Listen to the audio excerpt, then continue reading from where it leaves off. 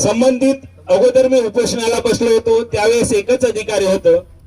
त्यावेळेस सुद्धा आज आम्ही जातकर साहेब ती सुद्धा फाईल ओपन होणार आहेत. तुम्हाला कॉल आलंच असेल सीओ साहेबांचं. तो सुद्धा अहवालावर कारवाई होणार आहे त्या अहवालावर. आणि हा अहवाल आणि अजून सीओ साहेब सुद्धा वरिष्ठ अधिकारी कडून चौकशी करणार आहेत. 3 चौकशी होणार आहेत. आम्हाला तुम्हाला सांगायचं आहे निष्पक्ष चौकशी करावी लागेल जसं सांगितलं. आणि यात कोणतीही हयगत होता कामा नये आणि संबंधित कोणीही अधिकारी कोणतेही पदाधिकारी यात सुटणार नाहीत. हा उपोषण यासाठी केलेला आहे की एक व्यक्ती काहीही करू शकतो. तुम्हाला वाटते आपल्याने काही होत नाही काही होत नाही. तुम्ही बघितले 7 दिवस काय झालं. तुम्ही स्वतःला कमी लेखू नका. याद्वारे मी तुम्हाला विनंती करतो, गावकऱ्यांना विनंती करतो, हा उपोषण जो आहे हा चौकशीसाठी तर आहेच, खास तुमच्यासाठी पण आहेत, गावकऱ्यांसाठीच पण आहेत. तुम्ही कमजोर राहू नका, कोणाचे जोडे उचलू नका, कोणाच्या हाताखाली हात जोडून कोणतेही काम करू नका. आपल्या हक्कासाठी लढा.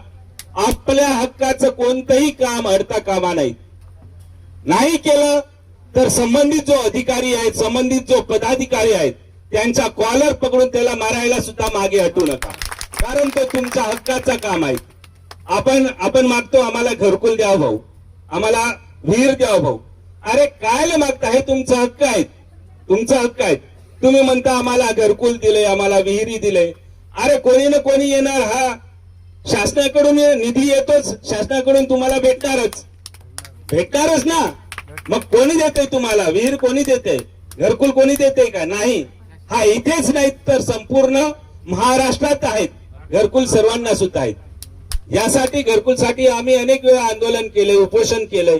आणि आज जो गावात घरकुल आलेला आहे तो आमच्याच टीममुळे आलेला आहे, आमच्याच टीममुळे. पण साहेबांना सांगायला पाहिजे तो टीम जवळ येत नाही, माणसाजवळ येत नाहीत, ते फक्त ग्रामपंचायत जवळ आहेत, संबंधित पदाधिकारी जवळ येतो म्हणून त्यांचं नाव होतंय. तो काहीच करत नाही, आपोआप येतंय.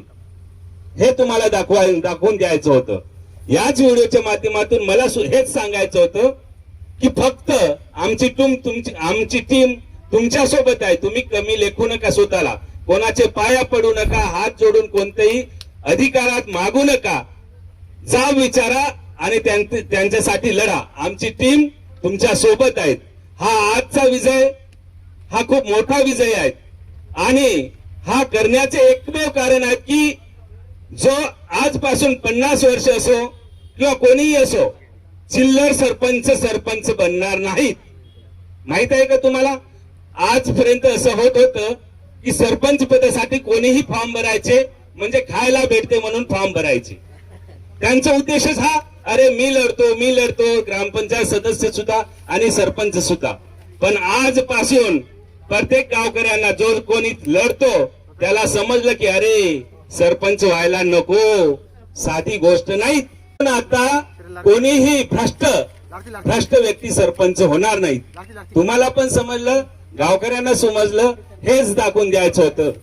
तर आजचा हा सर्वात मोठा विजय आहे. जर 15 दिवसाच्या आत चौकशी झाली नाही तर विशाल भाऊचं म्हणणं आहे की 16व्या दिवशी बीडीओ साहेब 16व्या दिवशी आत्मदहन करणार डायरेक्ट, जसं साहेबांनी सांगितलं.